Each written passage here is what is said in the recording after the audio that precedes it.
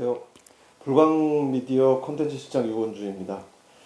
김성구 교수님의 죽음학 강의 시간을 저희가 이제 계속 들으면서 그동안 김성구 교수님께 직접 궁금하고 저희가 강의를 통해서 배웠던 것들을 한번 좀 여쭤보고 왜 이 강의와 연구를 하시게 되셨는지를 좀 들어보는 시간으로 오늘 시간을 마련했습니다.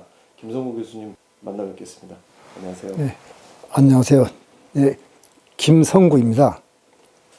죽음 하면은 좀 신비로운 현상으로다가 이제 좀 네. 누구나 다 가깝게 생각하지 않는 그런 경향들이 있는데, 네, 먼저 그 댓글을 통해서도 이제 그런 분들이 많으셨었는데요.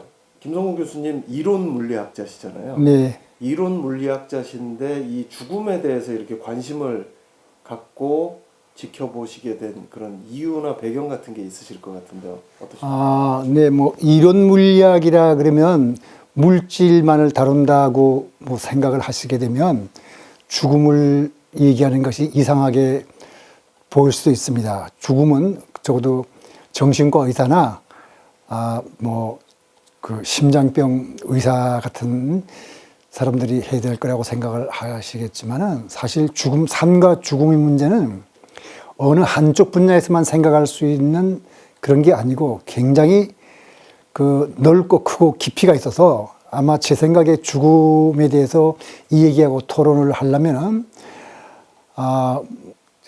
철학, 물리학, 생물학, 그다음에 뭐 의학, 심리학 전부 다 합쳐서 토론해도 과연 얼마만큼 우리가 이해할 수 있을지 모를 정도로 그 깊이가 있는 문제입니다. 근데 물리학을 한 사람으로서 이 죽음에 대해서 강의하게 된 가장 근본적인 거는 결국은 물리학도 그렇고 뭐 죽음도 그렇고 간에 일단 우리가 종교나 과학이나 철학을 떠나서 누구나 가지고 있는 근본적인 물음은 사물의 근원이 뭔가, 그 다음에 사물의 근원이 뭐냐면은 그것은 결국 우주의 탄생이 뭐며 거기에서 자아란 무언가 하는 문제가 생겨날 겁니다. 그거는 종교, 과학, 철학을 떠나서 다 갖게 되는 문제인데, 이제 제가 물리학을 하면서 이제 주로 다른 것이 물질의 기본 원리라면 함께 저도 보통 사람들과 똑같이 자아란 무엇인가 문제를 가지다 보니까 종교에 관심을 갖게 됐습니다. 그래서 종교적인 문제를 또 성자들의 가르침을 그대로 이해하기는 좀 어려운 면이 있어서, 왜냐하면 그 성자들은 그 당시 사람들의 지식이나 과학적 지식을 바탕으로 말했기 때문에 오늘날 현대 과학적인 면에서 성자들의 가르침을 해석하다 보니까 저는 사실 종교 다원론자입니다. 기독교는 기독교 나름대로의 존재 가치가 있고 사람들한테 도움을 주고, 불교는 불교대로 한다지만 저한테는 불교가 재밌고 좋았습니다. 그럼 이제 부처님이 가르침을 이제 공부하고 하다 보니까 제일 먼저 흥미가 떠올랐던 것이 연기법이라는 것이 적어도 물리학적으로 볼 때 굉장히 과학적이고 그 깊이가 있는 내용이라고 생각이 들고, 거기를 바탕으로서 이제 인간이 갖고 있는 가장 근본적인 물음, 자아가 무엇인가 하는 문제가 생기게 됩니다. 그러다 보니까 저절로 삶과 죽음의 문제를 생각해야 됐고, 여기에서 우리가 옳다 그르다는 판단을 그거는 어느 한 분야만 할 수 있는 게 아니라 우리 보통 상식을 가진 사람이라면 누구나 우리가 가진 어떤 기본적인 논리와 과학적인 지식을 바탕으로 하게 되는데, 불교에 흥미를 느끼다 보니까 제일 먼저 떠오르는 것이 불교 윤리입니다. 근데 불교 윤리는 윤회를 바탕으로 설명을 하고 있습니다. 그래서 요즘은 모든 게 사람들이 그 합리적으로 설명을 하려다 보니까, 요즘 근데 합리적이라는 게 사실은 유물론이거든요. 유물론으로 바탕을 하다 보니까 윤회를 좀 다르게 설명을 해보고 윤회를 부정하려고 그러는 사람이 있는데, 적어도 불교 윤리를 놓고 보면 윤회 없이는 불교 윤리 자체가 성립하지 않습니다. 그렇다면 제가 이왕 물리학을 하고 불교를 공부한 사람으로서 불교 윤리의 바탕이 되는 삶과 죽음의 문제를 한번 제대로 연구해 봐야겠다 하는데, 저는 물리학을 한 사람이기 때문에 직접 삶과 죽음의 문제를 연구할 수는 없습니다. 그래서 직접 삶과 죽음의 문제를 연구한 사람들은 의사들이거든요. 근데 의사들이 딱 둘로 나눠졌습니다. 둘 다 전문가인데 한쪽은 인간의 죽음 이후에도 의식이 활동해서 사후세계가 있다는 거고, 한쪽은 그럴 리가 없다. 의식이란 건 두뇌에서 나오는 건데 죽음이 그것으로 끝이지 그 이후의 세계가 있을 수 없느냐는 걸로 나눠지는데, 둘 다 전문가입니다. 그럼 둘 다 전문가라면 적어도 저도 과학을 한 사람으로서 어느 쪽이 더 타당한 얘기를 하고 있느냐를 과학적으로 판단해서 제가 이제 나름대로의 판단을 했습니다. 했기 때문에 이 판단한 내용을 사람들한테 전할 필요가 있다는 생각으로 이 죽음학을 강의하게 됐습니다. 네. 이 지금 이제 녹화를 하고 있는 장소를 좀 궁금해 하실 수 있는 분들도 계실 텐데, 네. 경남 함양에 있는 약천사라는 절인데, 네. 이 절을 사실 교수님께서 창건하신 절이시죠? 네. 네. 그 궁금해 하실 수 있는데, 이 절 어떤 계기로 창건하셨는지 좀 말씀을 해 주십시오. 그거는 제 아내와 앞으로 은퇴한 뒤에 어떻게 살 건가를 얘기를 하다 보니까, 그 은퇴한 사람들의 삶이라는 것이 대개 짐작하는 대로 건전하게 우리가 산다고 할 때 어떤 일이 있어야 되는데, 근데 그 일이라는 것이 현직에 있을 때 일을 연장한다는 것은 별로 의미가 없어서 우리 둘은 수행을 하면서 살자. 그러니까 수행을 하면서 살면은 어떤 게 제일 좋을까를 생각을 하다 보니까 이것도 또 우연한 계기라고 할 수 있는데요. 어떤 스님이 그냥 절을 창건하고 거기서 생활하면 어떻게 했냐 하고 그 힌트를 주었는데, 저희 집사람이 그 말을 너무 좋아했습니다. 그 말씀을. 근데 저도 또 제차하고 생각할 때 수행하고 산다는데 그 흥미를 느끼고 동의했기 때문에 뭐 그러자 이렇게 해서 여러 가지 그 우여곡절 끝에 이 절을 창건하고 여기서 생활을 하게 됐습니다. 저희가 이곳에 오자마자 절을 좀 둘러봤는데, 네. 절이 굉장히 여법합니다. 그러니까 이 법당도 그렇고 주변에 이렇게 요사체나 이렇게 절 주변의 경관이나 굉장히 정성이 많이 들어간 이 절이라는 느낌이 듭니다. 그러니까 나무도 그렇고 네. 화초도 그렇고 이런 뭐 식물들 이렇게 뭐 자라는 모습이면 네. 굉장히 정성이 많이 들어가신 것 같은데, 한 네. 20년 되셨죠? 정확하게 하면은 땅을 산 거는 20년이고요. 네. 절을 우리가 창건하고 그 이제 봉불식을 한 것으로 치면은 19년입니다. 네. 네. 그러니까 교수님과 사모님께서 이 절에 창건 주신 거죠. 네, 그렇습니다. 보통 이렇게 제가 그 생활을 하실 때 네. 제가 이렇게 보니까 교수님하고 사모님하고 아침에 일어나셔서 이렇게 기도하시고 그 공양 올리시는 이런 장소도 있고, 네. 영상도 하시고, 또 이곳에서 그 많은 분들이 오셔서 또 교수님 강의도 들으시고 토론도 네. 하시고 네. 그런다고 들었는데, 네. 평소에 이곳에서의 어떤 생활은 어떠십니까? 어떤 일상을 살고 계십니까? 그거는 제가 말씀드리자면 저희 집사람의 이 얘기를 그냥 간접적으로 전하는 게 좋을 것 같습니다. 뭐라고 하냐면, 집사람 말이, 우리가 굉장히 바쁘다.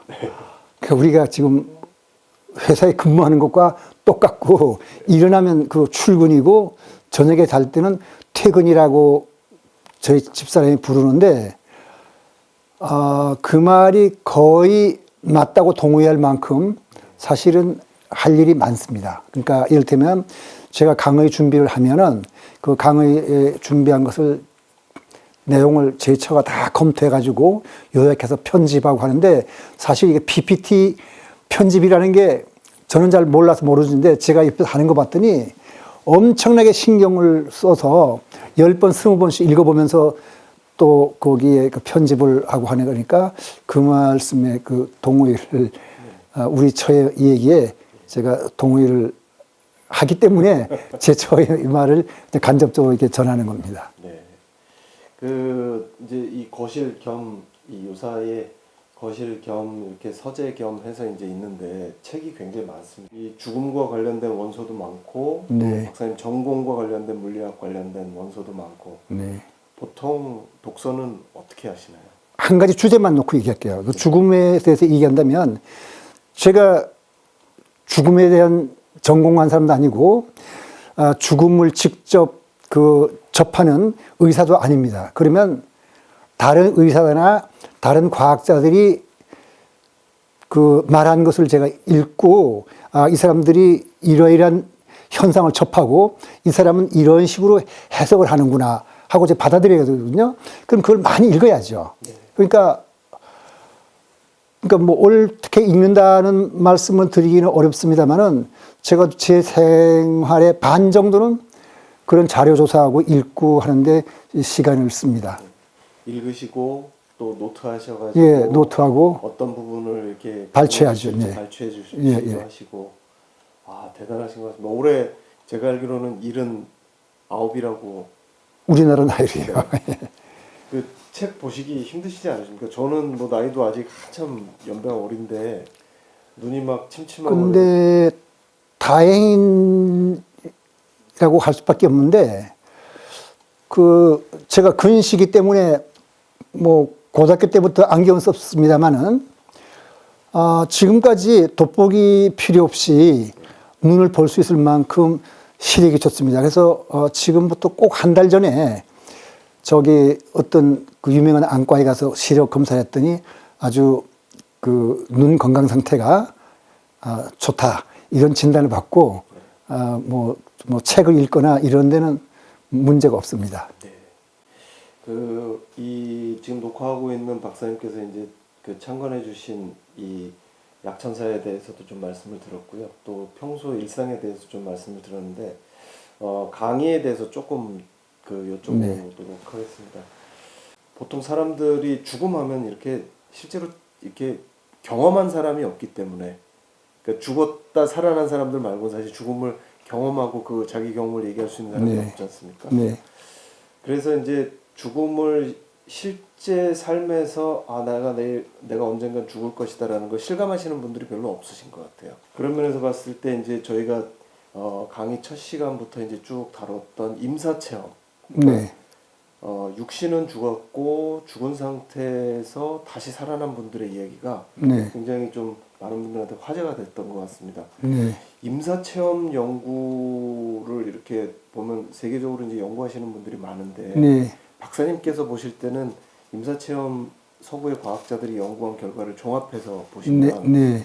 박사님께서는 그게 어떻게 판단이 되십니까? 그 임사체험자들의 임사체험 자체는 그건 부정할 수가 없습니다. 그 사람이 그런 체험을 한 거니까 그 체험 자체는 부정하지 않는데 그 체험의 내용이 뭐를 의미하는 것에 대해서 임사체험에 하는 사람들이 보통 유체이탈이나 사후세계를 경험했다 그러는데 그럼 사후세계가 있는 거냐 정말 유체이탈을 한 거냐에 대해서 이제 옹호하는 사람과 비판자들이 있는 거거든요. 그래서 이제 제가 이제 말씀을 드릴 때 좀 줄이기 위해서 그냥 비판자와 옹호자라고 이제 간단하게 말씀드리겠습니다. 근데 비판자들은 여러 가지 대안론을 제시해서 그 사람이 체험한 것은 사실은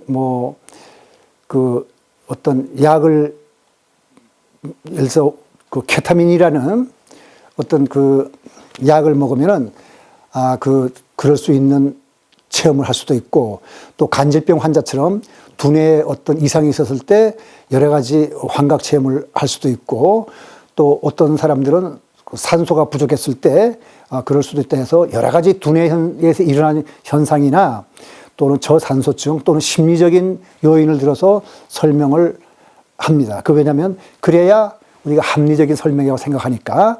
그 다음에 이제 그런 설명으로서는 도무지 설명이 안 된다고 생각하는 사람들이 바로 임사체험의 옹호자들인데 이 사람들은 이 현상을 이해하기 위해서는 사후세계를 인정할 수밖에 없다 해서 전문가들이 둘로 나눠지는데 거기에 대해서 전체 의사나 관련된 학자들의 숫자가 몇 대 몇인가를 통계를 낸 사람은 없지만은 토론토의 조엘 휘튼 그 교수에 의하면은 적어도 자기 주변에서 5대 한 5% 정도는 그 임사체험자들의 말을 그대로 사후세계를 믿고 전생이라는 게 있다고 믿고 95%는 거기에서 반대하고 자기 같은 사람을 좀 이상한 사람으로 본다고 그럽니다. 근데 제가 그 검토해 볼 때는 워낙 많은 사람들이 다 그 여러 가지 자료를 내서 그 이 얘기하기 때문에 그 양쪽 다 찬반이 전문가이기 때문에 어떤 기준을 세웠습니다. 어떤 기준이냐면은 A라는 사람이 어떤 현상을 내가 봤고 이런 것이 봤으니까 이게 진실이 아닌가 할 때는 그거를 뒷받침해 줄 증인이 없다면 그런 거는 우리가 과학적으로 훌륭한 임사체험의 예라고 받아들일 수 없는 그런 걸 제외합니다. 제외하면은 어떤 판단이 남냐면은 정확한 의료 기록이 남아있는 거. 그러니까 처음부터 이 사람이 그 임사체험을 이제 경험한 사람이 병원에 들어가갖고 이제 임사체험을 하고 퇴원할 때까지 정확한 의료 기록이 마취는 어떻게 했고, 그 다음에 심장은 어떻게 됐으며, 두뇌 상태 어떤가 하는 것을 전부 다 모니터 해가지고 그 상세한 의료 기록이 남아있는 것은 누구나 의료 기록을 바탕으로 판단할 수 있으니까요. 그런 경우는 이제 옳든 그르든 거기에 관련돼서 말하는 사람 이 얘기는 이제 우리가 임사체험을 잘해서 판단할 수가 있습니다. 저는 적어도 과학적인 판단으로서 그 임사체험의 사후세계를 인정하는 옹호자들이 더 오를 확률이 크다 이렇게 지금 판단하고 있습니다. 지금 박사님께서 이제 말씀해 주신 요 내용은 저희 그 주구막 강의 그 2편, 3편에서 더 자세하게 있기 때문에 한번 참고해 주시면 좋을 것 같고요. 저는 사실 그 이 죽음과 관련된 이런 그 문제들이 과학적으로 연구되기 시작한 게 사실 역사가 그렇게 오래되지는 않았다고 생각하거든요. 그러니까 보통 저희가 종교가 태동하던 시기부터 이미 뭐 죽음에 대한 경험이나 뭐 임사체험이나 전생이나 윤회에 대한 이야기들은 많이 있었지만 다만 이것들을 직접 기록하고 관찰하고 과학적인 기록으로 연구할 수 있는 이런 것들이 자료가 없었기 때문에 네. 일종의 이제 신비로운 체험이나 경험으로만 이제 구전되어 오던 것들이 네. 과학이 발전하고 의학이 발전하면서 이제 점점 데이터가 쌓이는 과정에 있지 않나 생각이 들거든요. 그렇게 본다면 앞으로 이 죽음 임사체험을 비롯해서 이제 죽음의 과정 이런 것들이 더 밝혀질 수 있는 영역이 더 많아질 것 같은데 어떠십니까? 네, 임사체험이라든가 이 그 사후세계에 대한 얘기는 우리가 과학적인 기록이 아니라면 선사시대부터 쭉 있어왔던 얘기거든요. 근데 이것을 이제 의사들이나 과학자들이 주목을 하기 시작했던 것은 제가 알기로서는 1892년에 이제 등산하던 사람들이 떨어지면서 어떤 신기한 체험을 하게 되면서 제 생각에는 엘리자베스 큐블러스가 말한 게 맞을 거라고 생각합니다. 뭐냐면은 그 엘리자베스 큐블러스의 말로는 91년 이전까지 의학계에 보고된 것이 대개 2만 5천 명. 임사체험. 예, 임사체험을 했다고 보고된 것이 의학계에 보고된 건 2만 5천 명이고, 그다음에 갤럽에서 이제 그 앙케이트를 조사한 게 있습니다. 그랬더니 82년도에 대개 미국에서 한 1,300만 정도가 나는 임사체험을 했노라고 보고하니까 그 임사체험의 내용이 뭔지 그냥 앙케이트 조사한 거니까 확인할 수는 없죠. 그런데 의학계에 보고된 거는 의료 기록이 있고 하니까 의사들이 이제 검토할 수 있거든요. 이런 게 이제 쌓이다 보면 이제 점점 사람들이 임사체험을 지지한 사람들이 늘어날 텐데 지금 조금씩 늘어날 중이라고 생각합니다. 그러다가 어느 날 팸 레이놀즈와 같은 정말 정확한 상세 의력이 있는 것이 이제 몇천 건 쌓이게 되면 그때는 믿게 될 거라고 생각합니다. 네. 그리고 이제 또 한 가지는 이제 사실 저희가 이제 명상이나 이런 종교적인 체험과 관련해서도 과학적 연구가 많이 진행이 되고 있는데 네. 이제 특히 뭐 신경과학이나 뇌과학 분야에서의 어떤 우리 뇌에 대한 메커니즘을 분석하는 연구들이 굉장히 많이 축적되고 있지 않습니까? 네. 네. 이제 그런 면에서 이제 뭐 비판적인 의견도 검토해 볼 수 있고 또 이제 기존의 그 임사체험이나 유체이탈 같은 여러 가지 현상들에 대해서 이제 조금 더 합리적이고 과학적인 이제 그런 그 연구들이 진행이 되면 네. 이런 그 죽음이나 윤회 이런 그 여러 가지 이제 그 저희가 이제 종교적으로다 이제 논의됐던 이런 주제들을 네. 조금 더 구체적으로 바라볼 수 있는 시대가 점점 앞당겨지겠죠. 저는 그렇게 생각합니다. 네. 네. 어느 정도나 지금 좀 앞당겨질까요? 그 지금까지의 속도보다 굉장히 과학의 발전 속도가 빨라서. 그거는 이게 우리가 그런 거를 장담할 수는 없는데요. 장담할 수 없는데 점점 우리가 그 사람들 숫자가 수명이 늘어나면서 죽음에 가까운 사람들이 많이 있거든요. 갑자기 죽는 게 아니라 이제 그 죽음을 예비한 사람도 있고, 그 다음에 또 이제 보통 사람들이 죽음이라 그러면은 임사 체험을 했거나 윤회 전생을 하는 사람들의 얘기만 듣고 그 말이 옳으냐 그르냐만 따지는데 그게 아니고 요즘에는 임종몽과 임종시라 그래갖고 죽음을 앞에 둔 사람들이 어떤 일종의 뭐 착각이라도 좋은데 뭔가 환시를 보게 돼. 그걸 임종시라 그러고 또 죽음을 눈앞에 둔 사람들이 꿈을 꾸는 경우인데 요즘에 이제 분석하다 보면 그게 의미가 있다 하고 생각하는 사람이 많이 있습니다.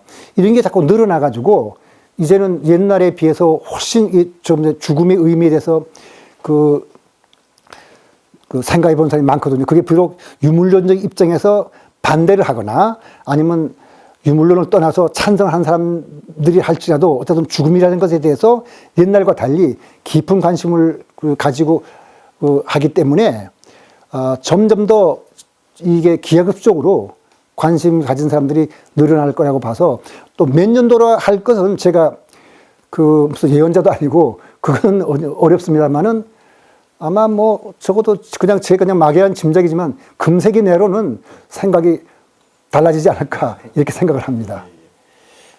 그리고 이제 보통 이런 임사체험이라든지 뭐 이런 전생 연구 관련해 갖고 이제 반론을 사실 이번 그 박사님 강의에서는 반론을 자세하게 소개해 주시는 게 또 하나의 특징입니다. 그러니까 뭐냐면 한쪽의 입장을 그냥 쭉 이러이러한 연구들이 있어서 우리가 이런 거 한번 봐야 된다가 아니라 거기에 반론을 펼치는 분들의 의견을 소개해 주심으로써 네.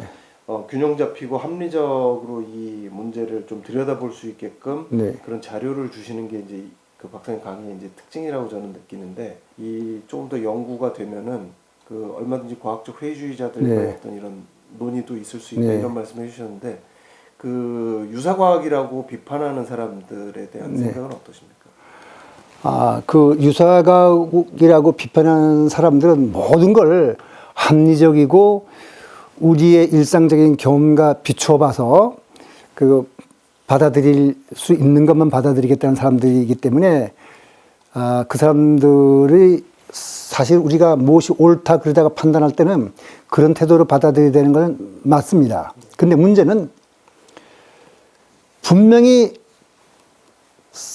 어떤 자기의 믿음이 옳지 않은데도 불구하고 인간의 의식이라는 것은 두뇌를 떠나서 있을 수 없다는 것을 그냥 하나의 어떤 도구마로 생각하고 이제 판단하다 보면 어떤 오류를 범할 수 있거든요. 근데 그런 것까지 열려서 과연 어떤 것인가 하는 것을 봐야 되는데 마이클 서머만이 사이비학을 타파하기 위해서 스kép틱이라는 잡지를 발간하고 천국의 발명이라는 책을 쓴 것이 아니라 유명한 그 천체 물리학자 칼 세이건도 똑같은 생각으로 데몬 헌티드 월든지 뭐 이름은 잘 모르겠습니다만 악령이 출몰하는 세상. 예, 악령이 출몰하는 세상이라는 책이었는데 제 기억이 옳다면 그 책 345페이지에 뭐 틀려도 한두 페이지는 틀릴지 몰라도 하여튼 대강 그 정도입니다. 저 우리나라 번역본 거기 보면은 칼 세이건이 이런 말을 합니다. 자기는 믿지는 않는다 이래요. 네, 네. 믿지는 않지만 윤회 전생은 그걸 뒷받침할 실험적 증거가 있다는 걸 부정할 수는 없다. 이런 말을 합니다.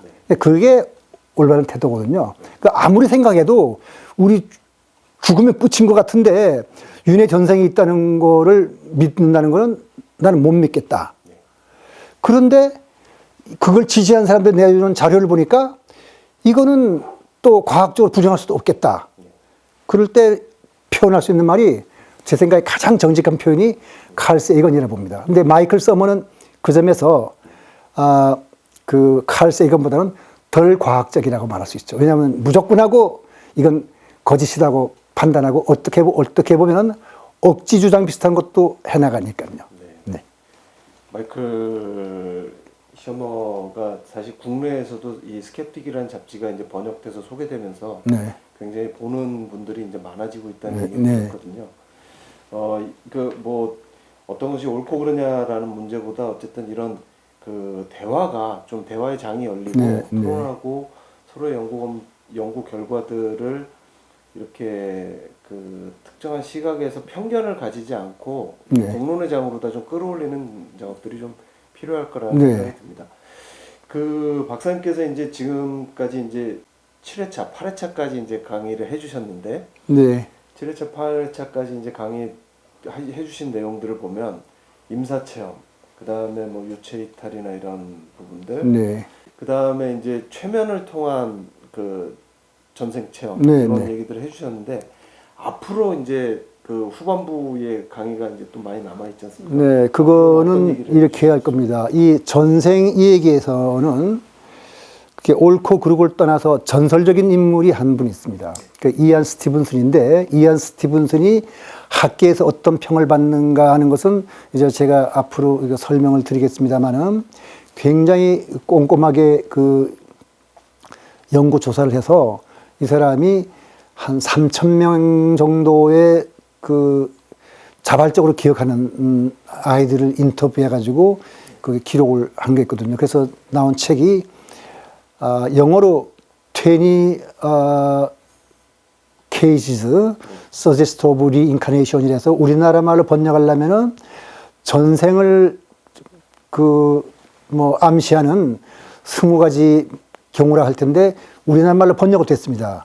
전생을 기억하는 아이들이라고. 근데 전생을 기억하는 아이들이라는 영어에 대한 또 책도 썼거든요. 네네. 그 번역이 그 우리나라 번역이 이렇게 중복이 돼 버렸는데 그다음에 또 유럽 케이스도 있었고 이 사람은 정말 이 그 나름대로 그 윤회에 대한 얘기를 다 조사해 가지고 그게 옳고 그름에 대해서 굉장히 꼼꼼하게 검토를 했습니다. 검토를 해서 그 지금과 같이 사례를 썼을 뿐만 아니라 또 그 죽은 아이들이 다시 태어날 때 어떤 몸에 흔적이 남는 데서 한 200명 정도의 아이들을 썼는데 책이 지금 저기에 있는데요. 저기에 있는데 2,000페이지 가까운 책으로 자세하게 연구 결과를 발표했거든요. 근데 그거를 이제 주류학계에서 믿느냐 안 믿느냐는 별개의 문제고 이안 스티븐슨의 연구는 뺄 수가 없습니다. 이 사람이 어떤 자세로 어떤 그 자료를 모아서 어떤 결론을 내렸느냐. 그래서 이안 스티븐슨이 묻는 말 중에는 이런 거 있습니다. 이러이러한 사례가 있는데 이거는 적어도 나로서는 전생이 있다는 것 말고는 설명할 길이 없다. 다른 함적인 설명이 뭐냐고 묻습니다. 근데 그럴 때 이제 여러 사람들이 뭐 여러 가지 대답을 얘기를 하는데 그런 거를 이제 찾아보면은 이제 임사체험과 전생과 또 지금 말한 자발적 기억에 의한 전생과 또 그 최면퇴행에 대한 전생을 비교해 보고서 우리들이 하나의 과학적인 자세로서 왜냐하면 전문가가 둘이 딱 반을 나눴을 때는 우리 스스로가 과학적인 눈으로 판단할 수밖에 없습니다. 그래서 판단해가지고 제가 판단을 내릴 것이 아니라 이제 제 강의를 듣는 사람들이 들어보고 어느 쪽이 더 오를 확률이 큰가 하는 판단을 이제 하도록 이끌어 나갈 생각입니다. 그리고 그걸 끝나고 나면 이제 제가 이제 소위 과학하는 사람 입장으로서 네. 이제 제 나름대로 잣대로서 네. 또 판단하는 시간이 있을 겁니다. 네, 네. 사실 저희가 이 강의를 이제 기획을 하게 된 이유가 전생이나 어떤 신비 체험에 대한 신비로운 얘기를 이제 하기 위해서 이제 이 강의를 기획을 한 것은 아니고 박사님께서 이제 강의 첫 시간에도 이제 말씀을 해주셨지만 죽음을 생각하면서 이제 우리가 어떻게 살아야 될 것인가를 고민하기 위해서 이 죽음에 대한 연구들을 검토해 보자라는 이런 취지였습니다. 사실 박사님께서 이제 이 연구 말고도 이제 뭐 무와 윤회 뭐 관련돼서도 이제 네. 많은 강연을 해주셨는데 결국은 이 강의의 주제를 핵심적으로 딱 정리를 해보면 저는 삼법인의 가르침이 딱 들어와 있는 것 같다는 생각이 들거든요. 네, 네. 그러니까 연속성은 있으나 동일성은 없는 무아의 가르침. 네, 네. 그 다음에 그걸 통해서 이제 윤회의 가르침. 네. 그리고 그 안에 녹아져 있는 어떤 무상의 가르침. 네.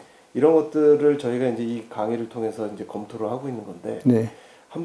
다시 한번 이번 강의가 저희가 이제 일상의 삶을 살아가는 불자들이 네. 죽음을 한번 다시 뒤집어보는 이유가 뭔지에 대해서 불교적으로 한번 좀 윤리적으로 왜 이걸 네, 저희가 말씀을 생각하는지 드리겠습니다. 이게 죽음을 생각을 진지하게 한 사람과 하지 않은 사람은 삶의 자세가 다르다는 과학적인 보고가 많이 있습니다. 설사 유물론자라 할지라도 그 죽음에 대해서 생각해 보면 삶의 자세가 많이 달라진다고 하거든요. 그리고 윤리적으로 볼 때, 그러니까 윤리의 완성이라는 놓고 볼 때는 내가 한 일이 반드시 나한테 과보가 돌아온다는 것이 없다면 윤리 논리적으로 완성이 될 수 없습니다. 내가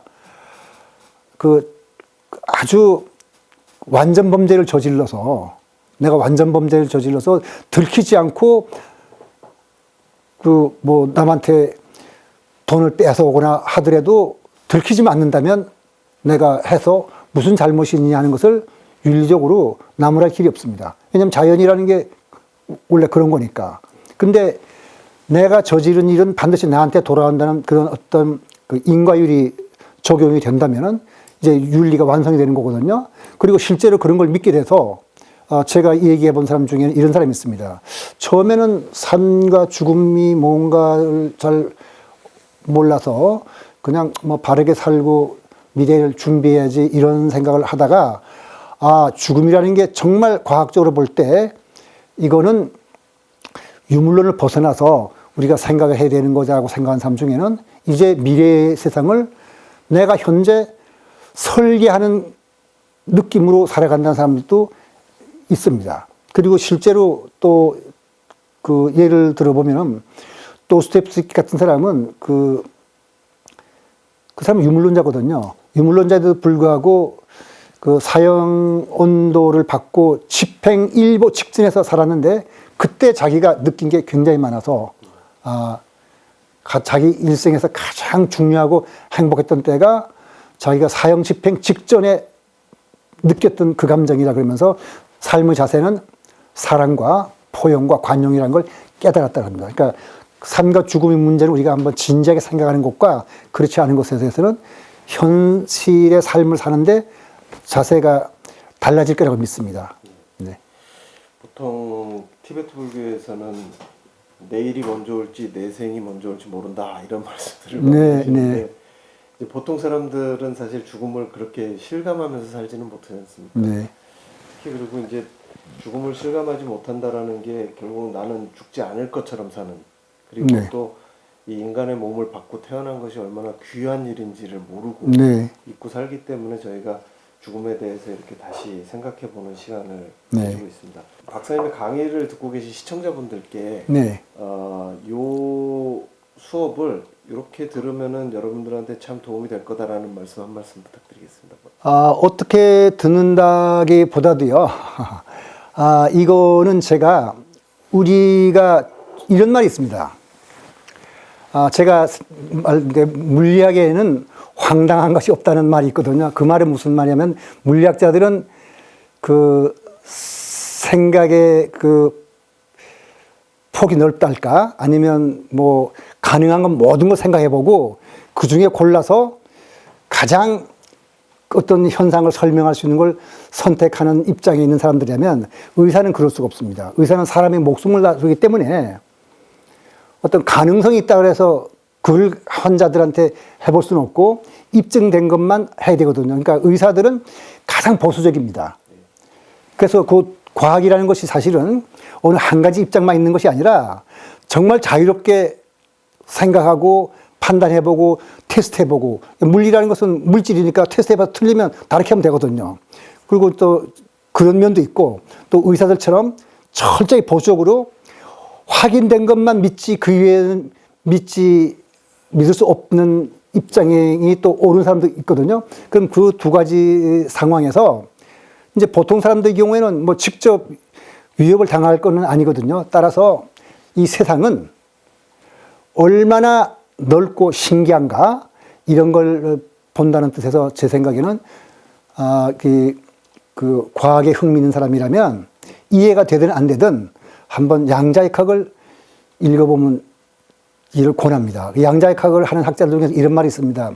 이상한 거 있으면은 걱정할 것 없다. 거기다가 양자역학을 우리가 적용시키면 된다 할 정도로 이거 우스갯입니다만은 그 말은 따른 게 아니라 그만큼 세상은 신비하고 오묘한 것이 또 많다는 것이 보이는 거거든요. 그렇기 때문에 세상 우리가 보이는 것만이 옳은 게 아니라는 것을 우리 보통 이해한다면 사람이 일상생활 속에서도 훨씬 넓어지고 포용력 있고 어떤 가능성을 열어두면서 살 수 있지 않을까 해서 저는 양자역학을 이에 관한 책들을 읽어보기를 권합니다. 네. 사실 그 박사님께서 이렇게 솔직하게 말씀 안 하셨지만 박사님께서 지금 계시는 이 약천사에서 교수님과 그 박사님과 사모님이 불교과학 아카데미라는 유튜브 채널을 운영 중이십니다. 그리고 그 유튜브 채널에서 죽음학을 비롯해 갖고 뭐 양자역학, 그다음에 반야심경, 그다음에 연기와 공 이런 여러 가지 불교와 관련된 이런 강의들을 계속 꾸준하게 그 촬영해서 업로드하고 계시고 또 한편으로는 이쪽에 이제 또 박사님과 이제 같이 공부하시는 도반들께서 이곳에 오셔서 이제 토론도 하시고 공부하시는 모임을 하고 계시거든요.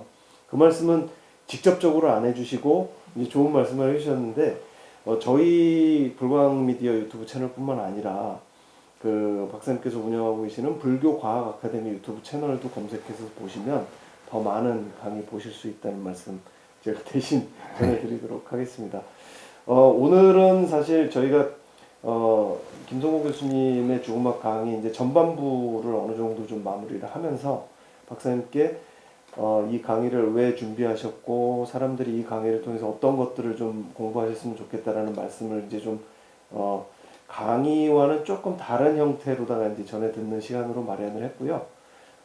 이제 또 후반부 강의 또 재밌게 들으시고 후반부까지 다 끝나고 나면 박사님 모시고 이 죽음에 관해서 우리가 뭘 배우면서 이제 무엇을 배웠는지를 조금 더 자세하게 알아보는 시간 갖도록 하겠습니다. 그때도 방송 같이 네, 물론입니다. 네.